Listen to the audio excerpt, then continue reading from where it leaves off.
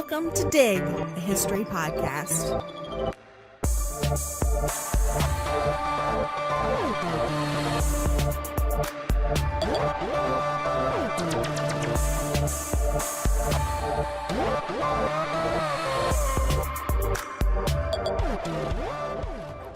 Everyone has heard the phrase, freedom isn't free. Now, that phrase has overtly political connotations, instructing those that hear it to support wars without questioning whether they're moral or just.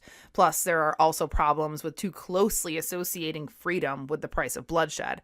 But like so many stereotypes and aphorisms, there is a kernel of truth there. War is expensive. Of course, those of us that lived through the Bush years remember the phrase blood and treasure, indicating that wars are costly in terms of cash, but also costly in terms of lives lost and blood spilled. And while people have known this since time immemorial, in United States history, the moment that the nation first had to truly grapple with the extraordinary expenses of war was after the American Civil War. As part of our series highlighting our own research fields, today we're talking about disability, trauma, gore, crime, extraordinary federal expenditures, and maybe even a penis or two. In other words, today we're talking about Sarah's research. That's right. I'm Sarah. And I'm Avril. And we are your historians for this episode of Dig.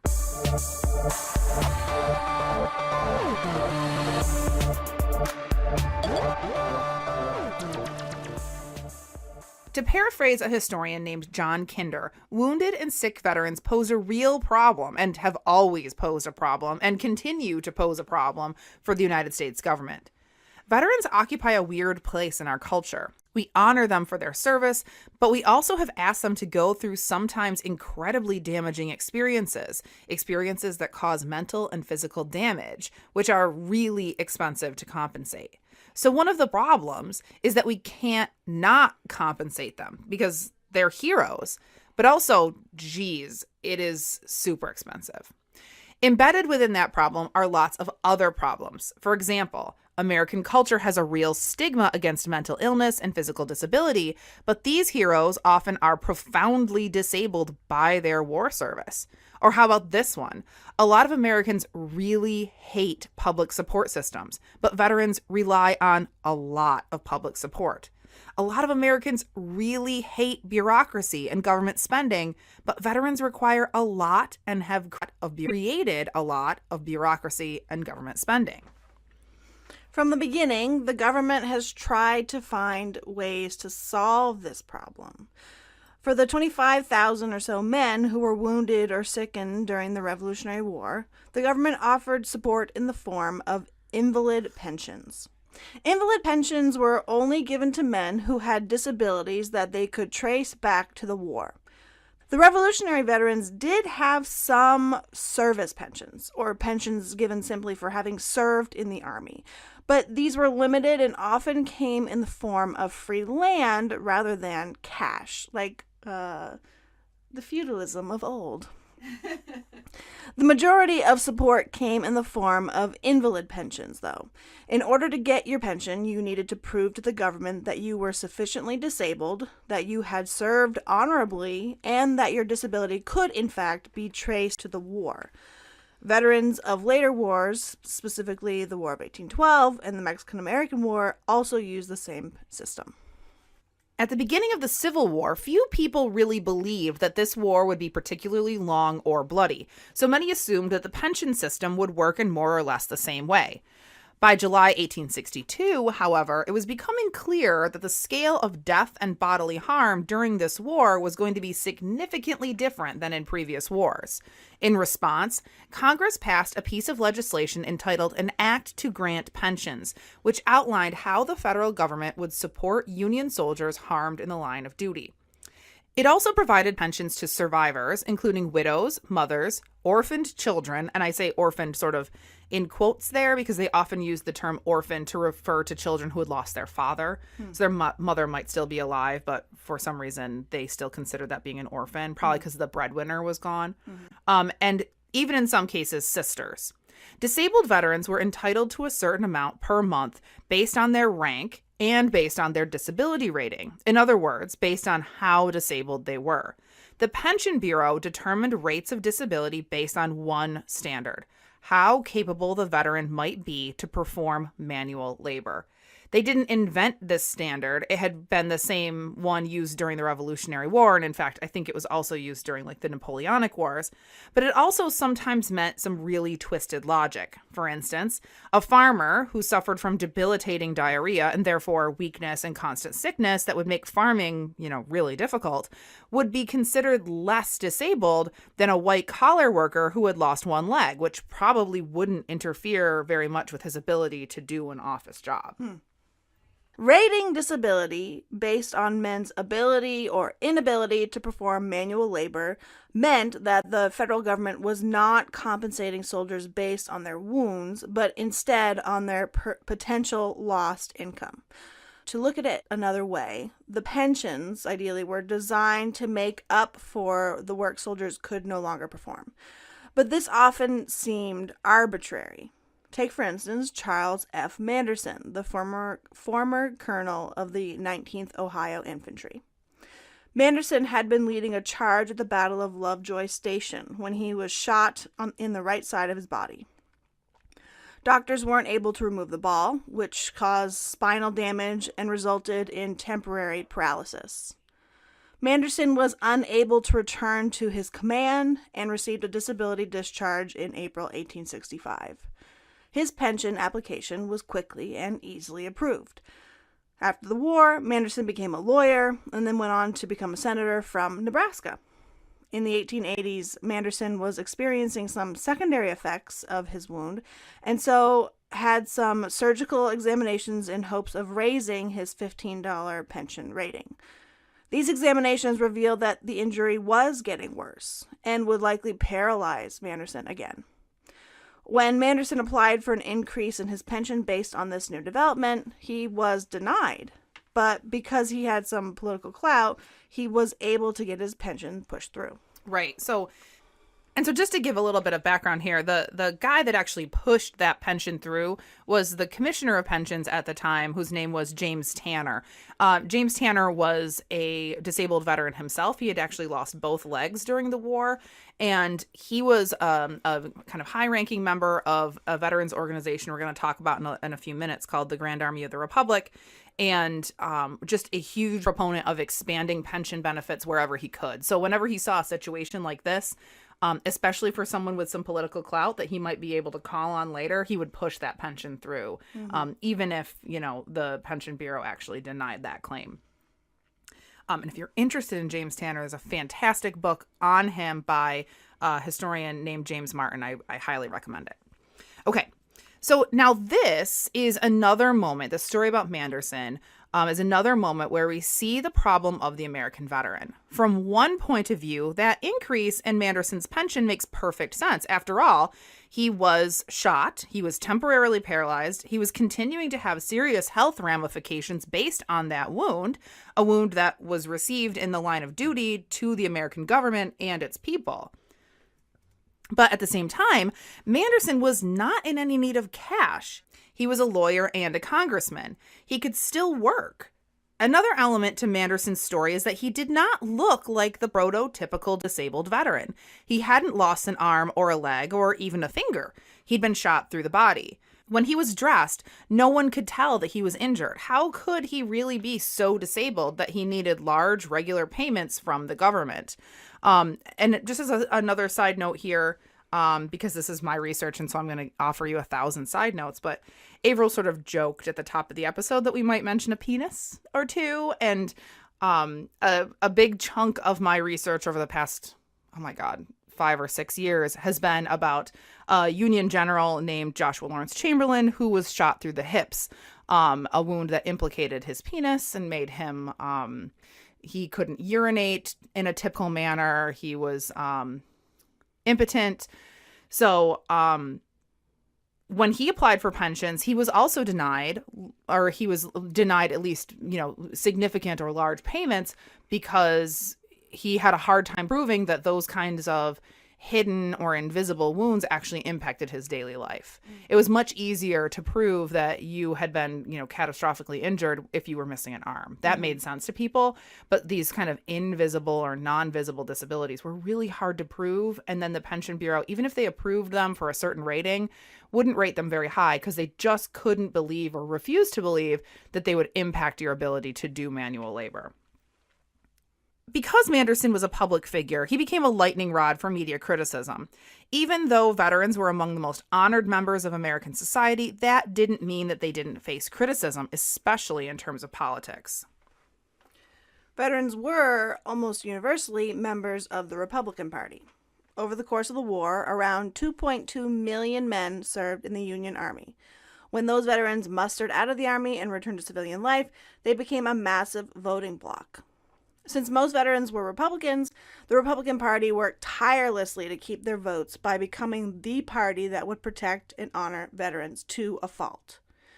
No small number of veterans went on to become Republican politicians, and even more former soldiers joined a veterans organization called the Grand Army of the Republic, which Sarah just mentioned, which was a fraternal organization with massive lobbying power. But there were also a lot of Americans who resented the fact that these men seemed to have a special place in American society, getting handouts from the government. The Democratic Party used that resentment to mobilize the non-veterans by emphasizing the fact that veterans undeservedly got special treatment. Therefore, when the media caught wind of Charles Manderson, they whipped the story up into an outrage against the American public. The editors of the Illustrated American pointed out that Manderson seemed, for all accounts, able-bodied. Here's a quote. "The paralysis never came. Mr. Manderson's health was perfect, and his wound did not interfere with his indulging in dancing, an art in which he delighted." The editors of the Harrisburg Patriot put an even finer point on the matter, declaring, "Manderson is neither a disabled man nor a needy one. He ought to be ashamed to be a beggar, a pensioner upon the bounty of men poorer than himself." Eventually, the criticism blew Manderson's pension into an all-out scandal, to the point where Secretary of the Interior John W. Noble wrote Manderson a letter chastising him for accepting the pension payout. Manderson, likely humiliated by the imputation that he was something of a mercenary, returned some of his payment and requested that his pension be returned to its original lower rating. Part of the reason that Manderson faced such intense scrutiny was because of one of the oldest stories in the history of disability, the fear of dependency. People in the 19th century had a deep-seated loathing for the idea that certain people were, or had the potential to become, dependent upon the public charge, or, to put it bluntly, charity cases and welfare bums.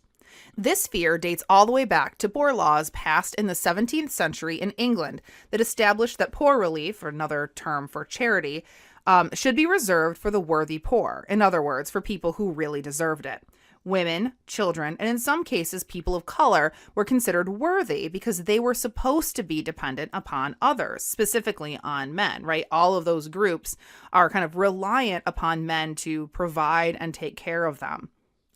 On the other hand, others were considered the unworthy poor, or what most 19th century people called paupers. They were considered unworthy because they should have been able to be self-sufficient, but they were instead asking for a handout. Nearly all poor relief efforts created after this point, this law was passed in about 1601, so everything that was created after this point was heavily influenced by this line of reasoning. Providing support to the unworthy poor would only encourage them to become dependent on charity and discourage them from going back to work. Does that sound familiar to anyone?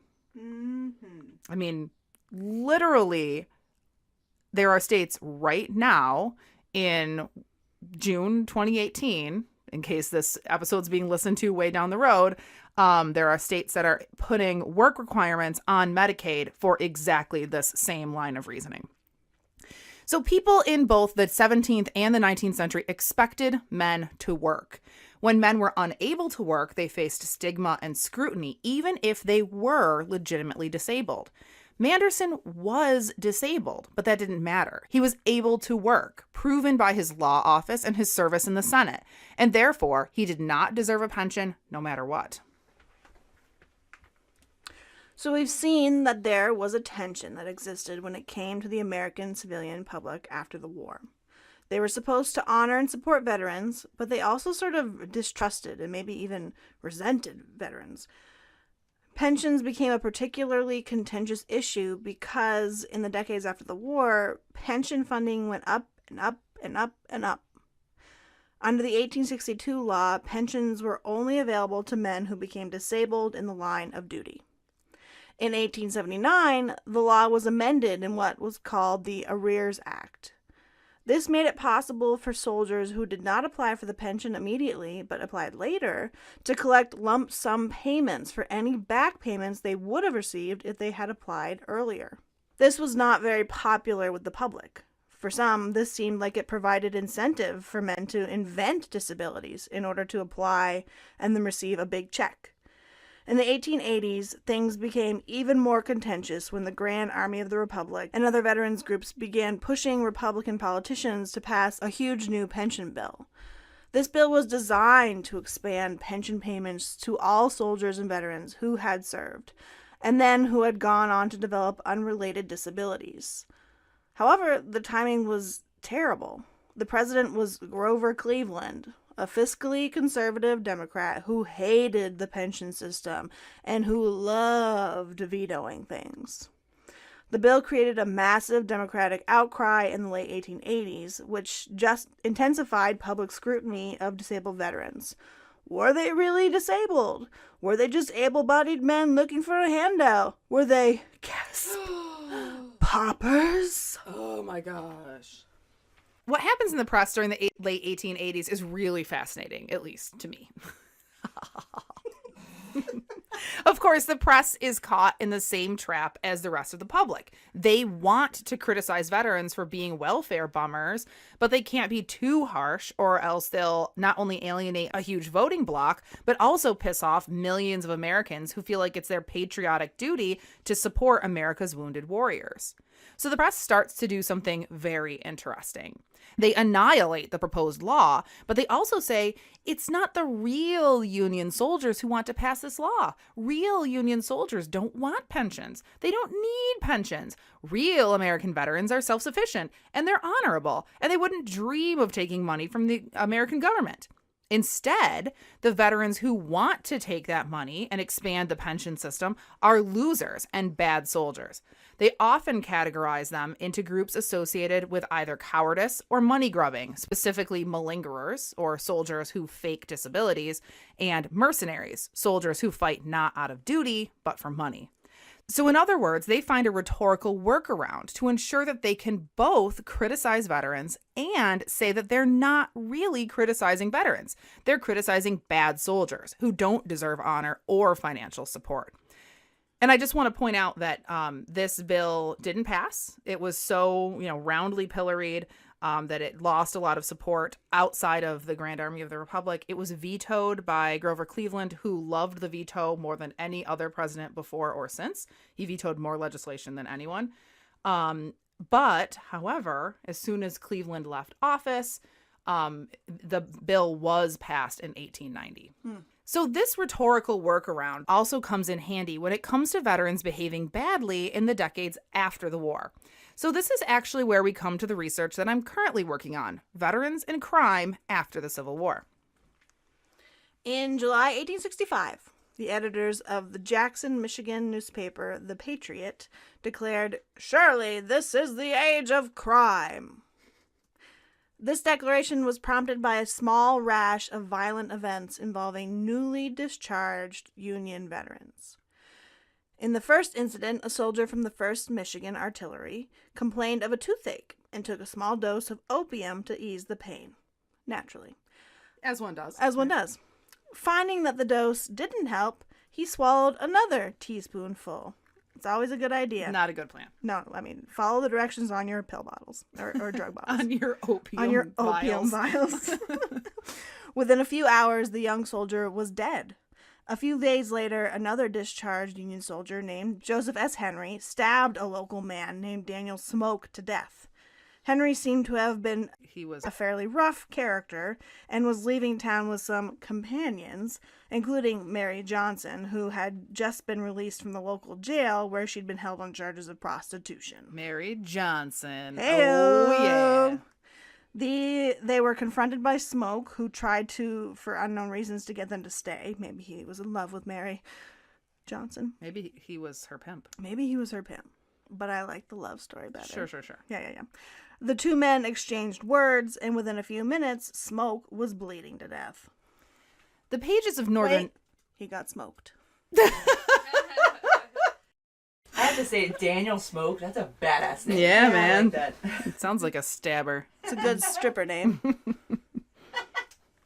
The pages of Northern newspapers were full of these kinds of reports in the months following the demobilization. One newspaper went so far as to say that crime was so rampant in one town, Indiana, that the citizens go armed.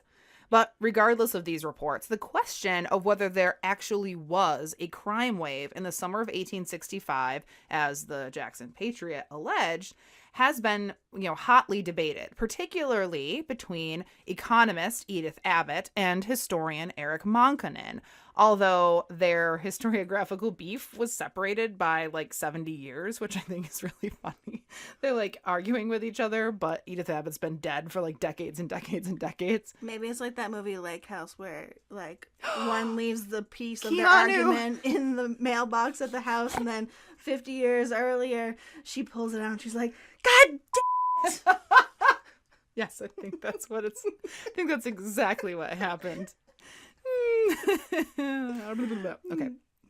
So anyway, so we'll start with Edith Abbott's side of this debate. In 1927, Abbott wrote an article called "The Civil War and the Crime Wave of 1865 to 70." In it, she argued that there was an increase in crime. For example, she says that in New York City, arrests swelled by 25% in 1865. Convictions in New York City for quote-unquote state prison offenses, which I'm assuming are, more serious crimes, nearly doubled from 1864 to 1865.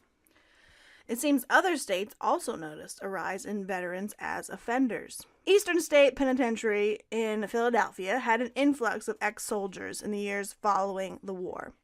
Kansas State Penitentiary reported that the majority of convicts they received in 1867 were Union veterans. The arrest and imprisonment of veterans must have been common enough to attract notice because it became a concern for prison aid societies and state governments. Jeremiah Willits, a member of the Philadelphia Society for Alleviating the Miseries of Public Prisons, conducted a multi-state investigation of prisons in 1869 to 1870 and concluded that 75% of the recent admissions in each prison he visited were Union veterans. In his report, he also stated that most of the imprisoned veterans were first-time offenders and that many admitted that they had committed their crimes because, quote, the moral hedge had been weakened by the Army Association and practices. So here we see an explanation that is repeated over and over again during this 5 to 10 year period after the war's end. That the apparent surge in crime is because of the immoral influence of military service and warfare on men.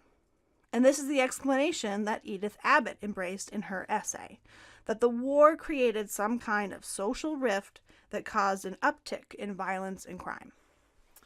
While they aren't necessarily statistically significant, there sure is a lot of discussion about veterans and crime in the press in the years after the war. Even as decades passed, the public remained fascinated by veterans who committed crimes, especially violent crimes. For instance, in July 1882, veteran James Hawks and his wife both drank too much. At some point, Hawks stabbed his wife through the heart. When police told him that she had died, he muttered only, "It's a damned good thing." Oh, man. Charles Harrison slit his wife's throat in March 1888 when he discovered her walking down the street with another man. You said that so jauntily. He slit his wife's throat. It's like when our intern was all like, murder! Yeah. In May of 1886, a veteran named James Scullion This is one of my favorite stories of all time, by the way. James Scullion attacked and beat to death a man with his wooden prosthetic leg because he believed that the man had been wielding a knife. After the man died, it was discovered that the knife was actually his cane. So he was also a disabled man. He could have had a knife hidden in the handle. We don't know. Yeah, you never know. Two veterans in the same time period there, Louis Schmidt and W.F. Reuter, who both lived in the Milwaukee branch of the National Home for Disabled Volunteer Soldiers, kind of a old age home for veterans of the Civil War. They got into a drunken argument about the war. Schmidt, apparently deeply offended, and later waited for Reuter on the road back to the home, stabbed the man in the belly, then promptly turned himself in as a murderer. In January 1888, an old veteran named George Holford was found lying dead and clutching a revolver on the carpet next to his marital bed, where lay his estranged wife's body. Their marriage had been deeply troubled, and when their son learned that his mother had not come down for dinner, his first thought was, I bet he's killed her. As many of these stories show, wives were often those in the greatest danger. Alva Fisk was an accomplished medium and spiritualist who had married Union veteran Alfred Smith in 1865 after he returned from his 3 years' service in the 12th New York Cavalry. The couple lived in upstate New York and had 2 children. While Alfred worked as a sailor on the Great Lakes and dock worker in the port of Oswego, New York. But as time passed, Alfred began to drink heavily and neglect the family, leaving Alfred and the children to rely on her career as a medium as their only means of support. Alfred became violent and beat Althadine until, fearing for her own and her children's lives, she left her husband and filed for divorce. The couple reconciled, though, so the divorce was never completed, and they moved to Cleveland for a fresh start. As you know, everyone, when they think, I need a fresh start, Cleveland. I move into Cleveland. Sounds pretty fresh. The reconciliation, though, it did not last. Cleveland did not deliver on the fresh start. Damn it, Cleveland. 6 years later, Alfred began to drink and abuse his family again. This time, a friend and fellow spiritualist named Louisa Jane Wilson convinced Althadine to again file for divorce. Althadine filed the papers, packed Alfred's bags, and asked him to leave the house. He cursed and threatened to kill her, but he left. Fearing the worst, Althadine sent the children to stay with friends. Then she and Mrs. Wilson went to bed. They went to separate their blood beds. Sure they did. The next morning, they were discovered laying in their blood-soaked beds, their heads beaten in with hammers. They were in the same bed. They were in different beds? They were in different beds. That's why it says their blood-soaked beds. All right. Way to they were doing it. way to like ruin the like kicker of the story. Okay, You're I'll like, try their again. heads were beaten in with hammers. They were in the same bed. Sorry, I'll fix Drama, it. I'll fix it. drama. Okay. The next morning, they were discovered lying in their blood-soaked beds, their heads beaten in with a hammer. Alfred was lying beside the dead Althadine, choking on his own blood, tried to commit suicide by slitting his own throat, but failed, as he did in his marriage. Yeah. He survived and was sentenced to life in prison. It's actually, if you're Marissa, a good story, because it's murdery, but it's sad. Yeah, it's a terrible story. Especially what makes me sad about that story is that Althadine tried so hard to get away from him. And she also tried to we can fix it. Yeah. I mean, to me, it's a story about domestic violence, right? Yeah, I mean, that's what all of these stories are. But I mean, that Oh, like the coming back and over centuries that has been like the thing that remains true about domestic violence, right? Is that it's very hard to leave, and very, very often women who do leave die because their husbands kill them or their partners kill them. A more famous wife murder was that of Clara Harris Rathbone at the hands of her husband, Colonel Henry Rathbone. During the war, Rathbone was a lawyer and an officer in the Union Army, and Clara was a Washington, D.C. socialite and friend of Mary Todd Lincoln. On April 14th, 1865, when Ulysses S. Grant and his wife Julia had politely declined attending the theater with them, the Lincolns had invited the then engaged couple to join them in seeing Our American Cousin at Ford's Theater. I think everyone sees where this is going, right? While the group was engrossed in the play, actor and Southern sympathizer John Wilkes Booth snuck into their box and shot the president in the back of the head. Rathbone tried to seize the assassin, but Booth slashed his arm open with a knife and then jumped over the balcony, leaving Rathbone bleeding and powerless to stop him. After the assassination, although Rathbone's terrible wound did eventually heal, the rest of him did not. He continued to suffer from heart palpitations and shortness of breath for no apparent reason, and he grew increasingly paranoid that someone was plotting to injure his wife and children. On Christmas Eve, 1883, while the family was on holiday in Germany, Rathbone fell into a powerful hallucination. He shot Clara, then mangled himself with a knife in much the same way that he had been mangled by John Wilkes Booth in April 1865.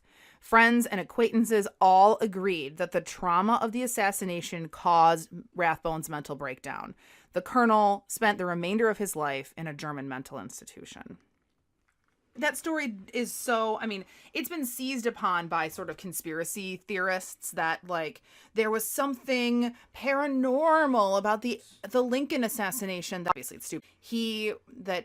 There's like a curse, right? That there was a curse that was cast by this horrible event, this assassination that caused Rathbone to, go crazy. But that to me is just really, well, obviously it's stupid, but I mean, it's also like, it shows me the lengths that people will go to deny that people are horrifically traumatized by traumatizing events, right? Yeah. Like, it should come as absolutely no surprise that Rathbone would be powerfully disturbed by this event. That not only that he was mangled and his wife was threatened, but that he was sitting inches away from the president of the United States and could do nothing to stop him from being assassinated. I mean, it's... Was it the Rathbone's box or was it the Lincoln's box? I don't know who owned the box or who paid for the box, but I mean, it was the Lincolns invited the Rathbones. Oh, okay, it wasn't the Rathbones. So he didn't feel guilt for inviting the Lincolns. No. The Lincolns invited them. Very tough. Ulysses S. Grant and his wife were like, we hate Mary Todd Lincoln. We don't want to go to the theater with them. And so they didn't. So this is really fascinating stuff. And well, thank you. I mean, it's pretty touching. Pretty touching. I mean, you seem very touched by it. It adds anecdotal evidence to the idea that the Civil War unleashed something dark and violent in American society. The problem is, however, that it's anecdotal. Right. The plural of what? Anecdote is not data, right? Isn't that how that goes? That's a thing? I think so. Oh, that's funny. I've never heard that. So, like, you can have lots of anecdotes, but it doesn't necessarily prove anything. But if you got 1,000 anecdotes... Maybe, yeah, but it's also not statistically significant, right? So Edith Abbott might have added these terrible stories to her arsenal in support of her theory that something was altered in American society because of the Civil War. But not everyone agreed with Ms. Abbott's argument. Crime historian Eric, how do you say that again? I say it Monkonen. I like that. Sounds good. But I don't actually know. Sorry, Eric.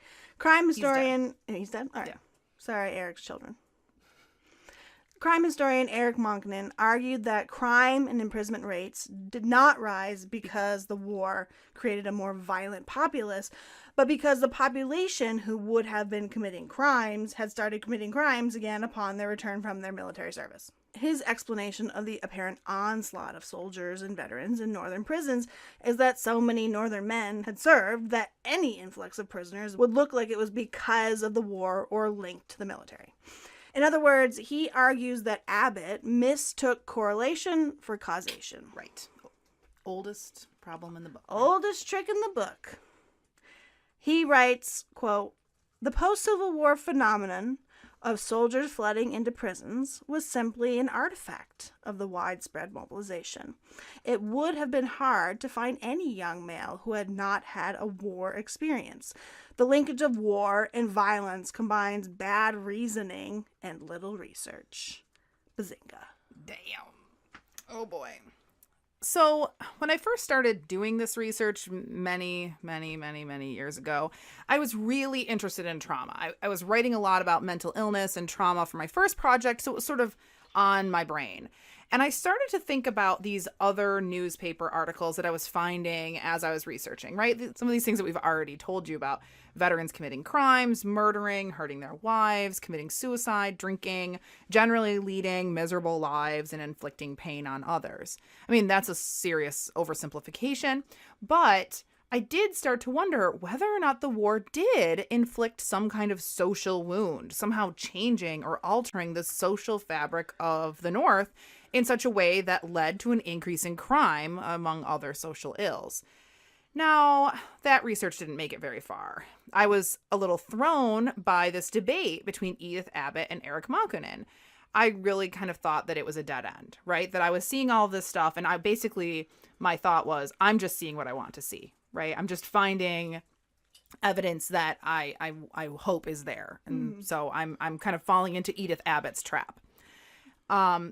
And I was also worried that without being a quantitative historian or being an economist, I didn't think that there was any way that I could solve this puzzle. But now, as I'm coming back to this research for the first time in many years, I'm actually now much less interested in whether or not there was an honest-to-goodness social wound that somehow caused a surge in crime. And I'm much more interested in the fact that the Northern public believed that there was a surge in crime. And whether the Civil War caused a rise in violence or a surge in crime, it seems fairly clear that there were veterans going to prison in large numbers in the years between 1865 and 1875. From newspaper articles, editorials, speeches, and prison reform reports, it also seems very clear that Northern citizens saw a connection between war service and criminality.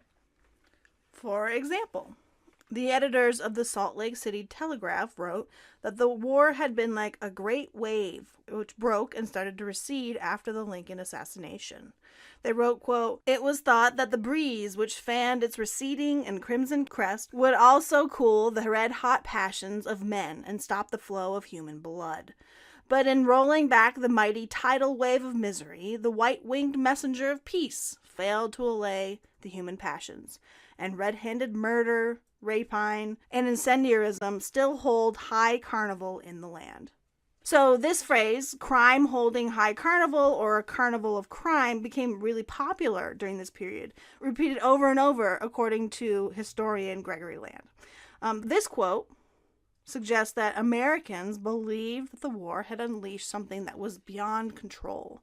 Successfully waging war meant engaging certain human passions that, once unleashed, could not be controlled. But again, we find ourselves running into the same problem.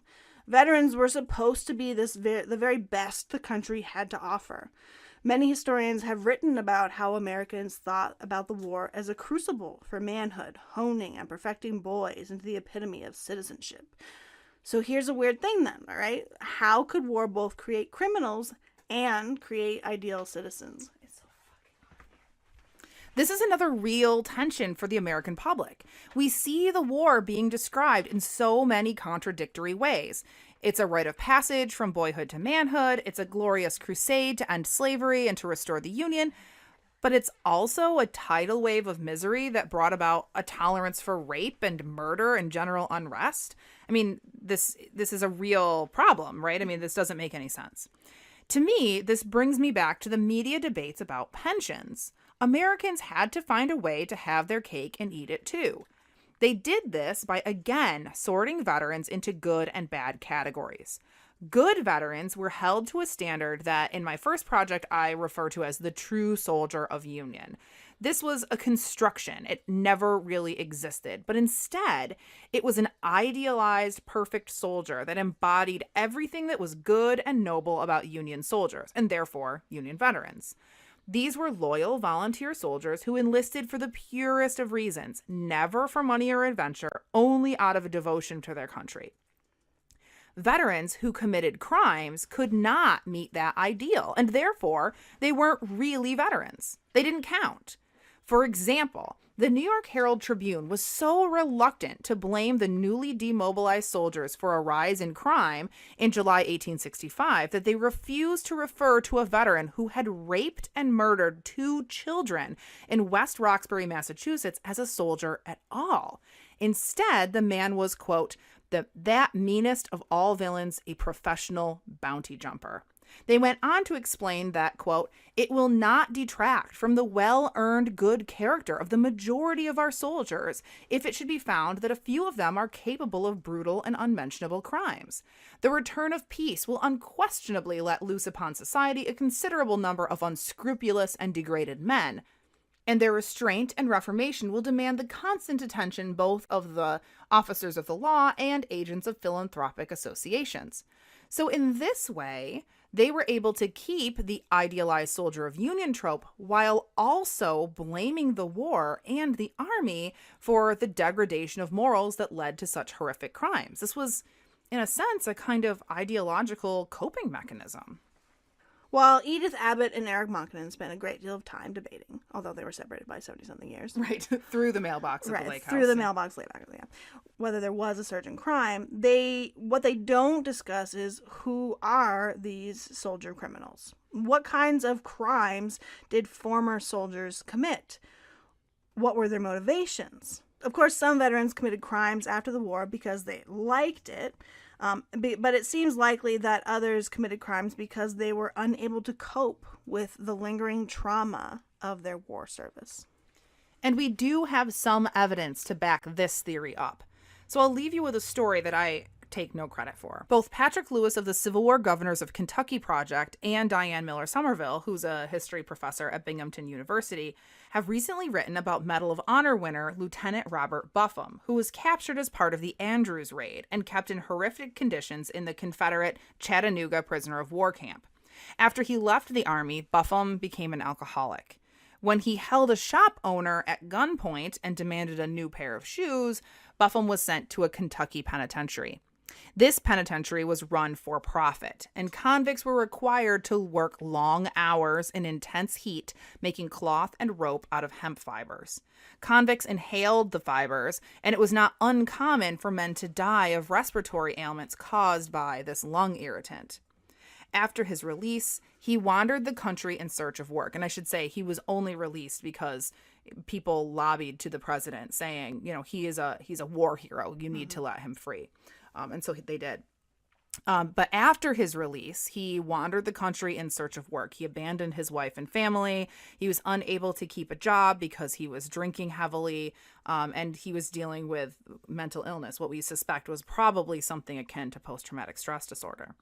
In 1870, he murdered a friend's father. We don't have a lot of evidence or a lot of information about this murder. We don't really know why. We just know that they were sitting down to dinner at a restaurant. He stood up and he shot him. Buffum was again sent to prison, first to Sing Sing and then to the New York State Asylum for the Criminally Insane in Auburn, New York. In Sing Sing, Buffum tried to kill himself by jumping off of his bunk, flinging himself again and again into the floor until he was, quote, covered in gore. During his trial, he tried to explain his actions and his despondency by saying, quote, by my service to my country, I have been made a pauper, a lunatic, and a criminal. But then he also stated that he would do it all over again if he had to save the Union.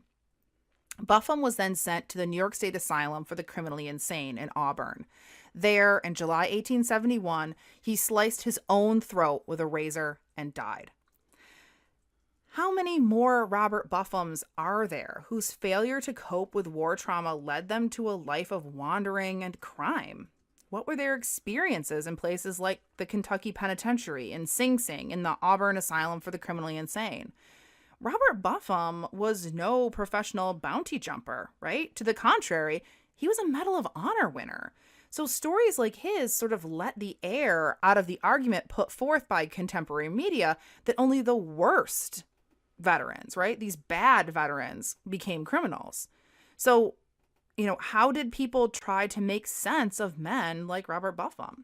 I don't really know yet, but that's what I'm working on right now. So I hope to find out. It also sort of pokes a hole into Monkenen's argument that only criminals who joined the army who were already always going to be criminals Right. ended up being criminals after the war. Exactly.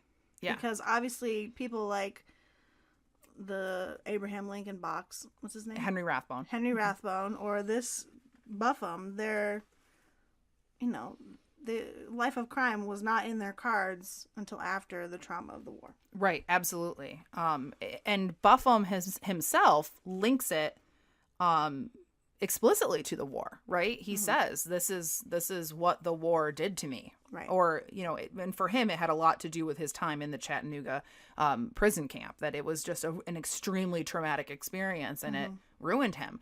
And this is something that I've grappled with a lot, not so much in terms of crime, but in terms of trauma. There are a lot of people, I mean, I'm not going to get into the big kind of historiographical debates that are going on within Civil War history right now. It's kind of been a knockdown, drag-out fight over whether or not the Civil War created trauma or traumatized people that took part in it. There's like a really big contentious issue. But there are a lot of people who want to say that soldiers during the Civil War weren't particularly traumatized, and if there were, then it's such a small number that they're not statistically significant.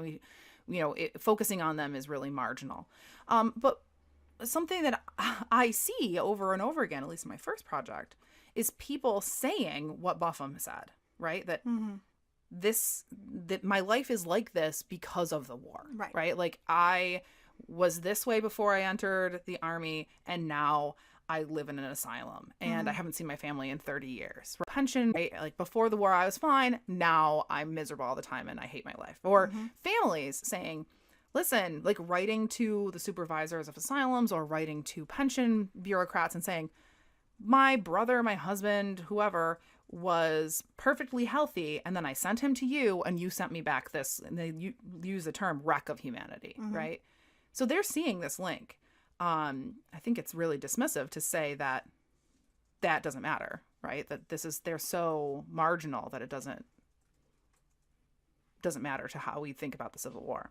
Right, because even if it is something that you're seeing just because that's the population that you're looking at, sure, that doesn't mean that that's not important, right? Or an important part of the story, right. Yeah, I mean, this project that I'm working on right now on crime, I mean, it's in its very, very earliest stages, and I want to be really clear that I don't know, and I'm not saying that there was a surge in crime after the war that was caused by the war. Yeah. I mean, I tend to sort of side with Eric Monkonen on the,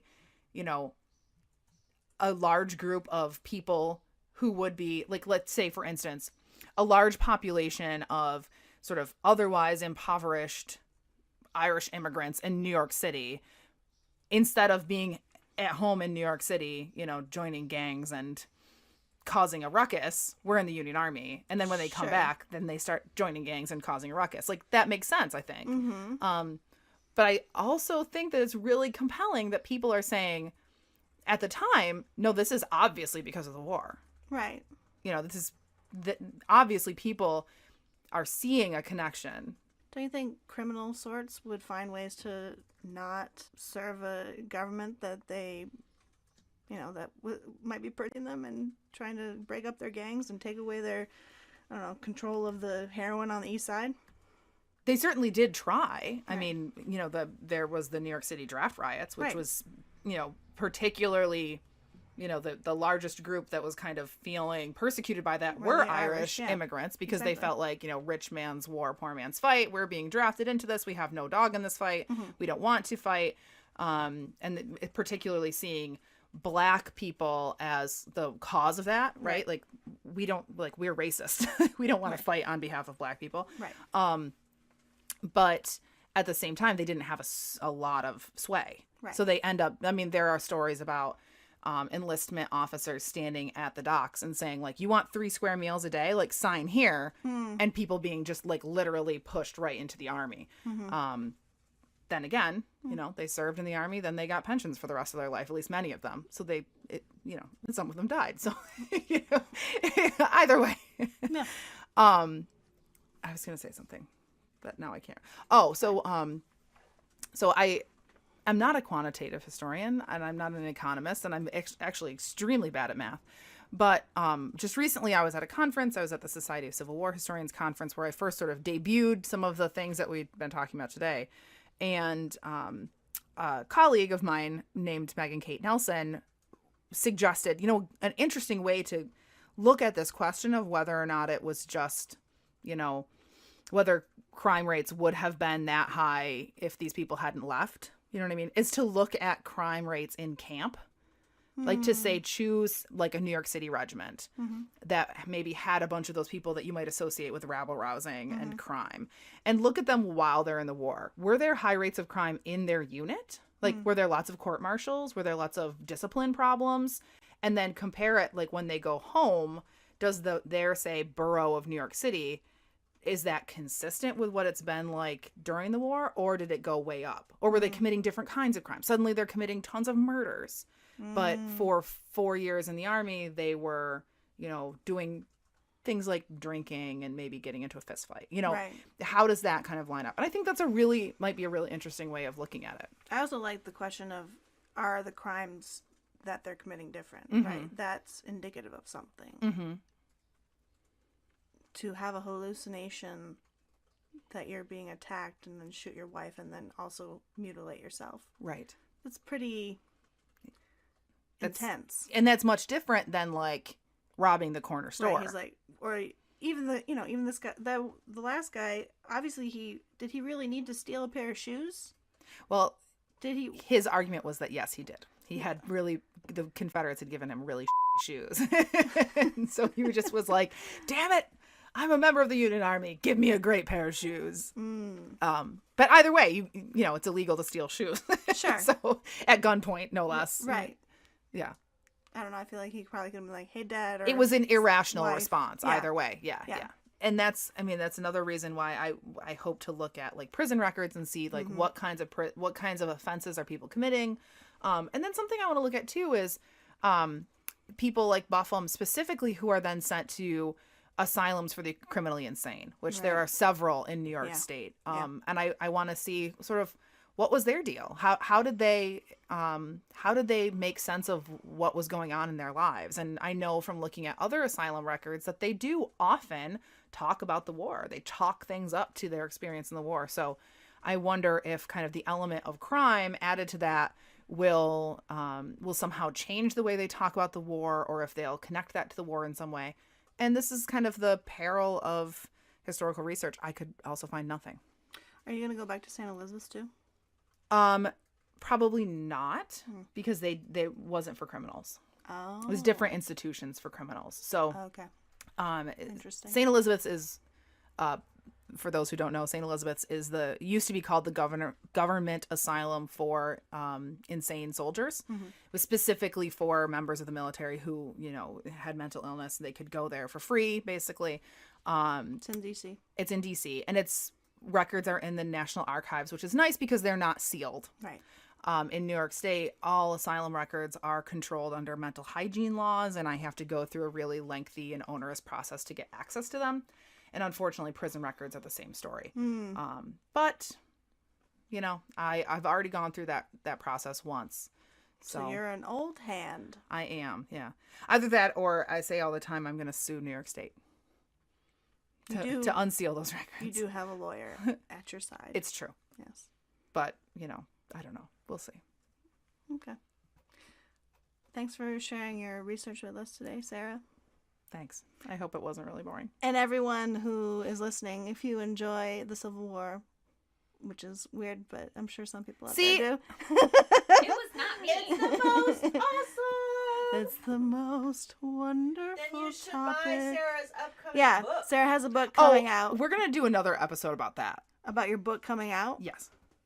Well, But we're just going to be like, let's sit down with the author Yes. today. We're going to shill my book real hard. Well, we're shilling it right now. It's not coming. out yet. It's forthcoming from the University of Georgia. And, eventually it'll be cheap on paperback, but the first edition will probably be hardcover. So you're going to have to pony up for the And you should. $60. Because I deserve it. Yes, she will get the royalties, and then she won't have to live in a box on the street anymore. It's true. Yeah. You guys need to help me. Yeah. But that's all I have for today. Thank you for listening, everyone. If you haven't already and you are enjoying this podcast, feel free to leave us a rating or a review on iTunes, Stitcher, podcasts. I don't know, wherever you get your podcasts. Make sure you're following us on Facebook, Twitter, Instagram, and Pinterest. We also have a super fun, kind of secret, not really secret anymore because we've said it like 8,000 times, the secret is out, podcast group called Dig History Pod Squad. You can search for it and request to join it. We'd love to have you pop in there. We say, share weird history memes, and Marissa asks weird questions like, if you could be a historical dinosaur, what would it be? Right, yeah. If you could be a historical figure's pet, which person would you be? Ooh, that's a good one. That's a good one. I would be Joshua Lawrence Chamberlain's horse, baby. You were close. You have to cut that out. That's gonna be No, in it was there. a joke. But actually, his horse was really cool. His name was Charlemagne. Yes, you would look. That's why I said That's that. exactly why. That's why. But he was impotent, so. And if you, it's true. Yeah. It's true. See, we did get the penises. The penis is back. But if you can't, for some reason, if you can't find us on Facebook, if you can't find this Pod Squad, email us, send us a message on Twitter, or, add us on Twitter, and I'll make sure that you get the link. Yeah. And we love to hear from you. So Yes. on the Facebook group, send us an email, hello@digpodcast.org. Whatever. We love to hear from you. So, Yeah. So thanks for listening, and we hope you enjoyed this special series. Yeah, it feels very strange. of us giving you glimpses into our actual research. Yeah, so don't be mean to us also, because this is like our day job. Or like our weekend job, because day job is teaching. Our evening job. Yeah. evening job. Because we are teachers. Teachers, We work at teaching intensive Yes. We work at places. teaching. We do work at No, but teaching. I mean, like, we aren't like at research university. Well, I'm at a research university, but I'm You're teaching. in a teaching position. She is. She's at a research. But I university. am. But I know. I'm just. I was jealous. trying to make a point that we have positions that require us to teach a lot, and therefore researching is not our primary job, and it's difficult to sometimes get it in. But it's summer, so that means that We're working. all the profs are doing their research. Yup. Ciao. Oops, wrong button. This podcast was produced by the historians of Dig, Elizabeth Garner Mazurek, Sarah Hanley Cousins, Marissa Rhodes, and me, Averill Earls. Thanks for listening. Press during the late 1880s is really fascinating, at least, to me. Of course. What? You just laughed at your own joke. I did. So clever. Fine, I'll take it out. No, leave it in. It's fine.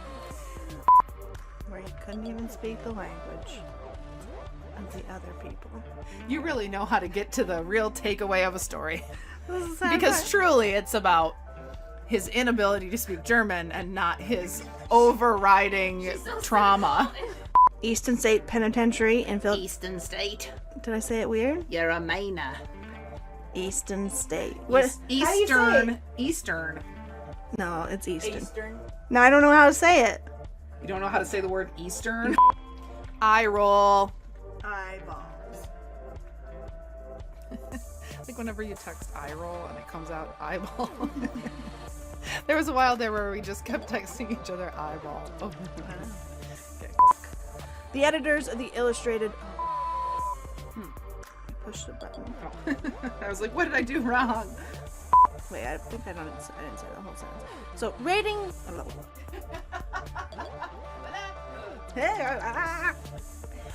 Bye, guys. I'm quitting the podcast. What is?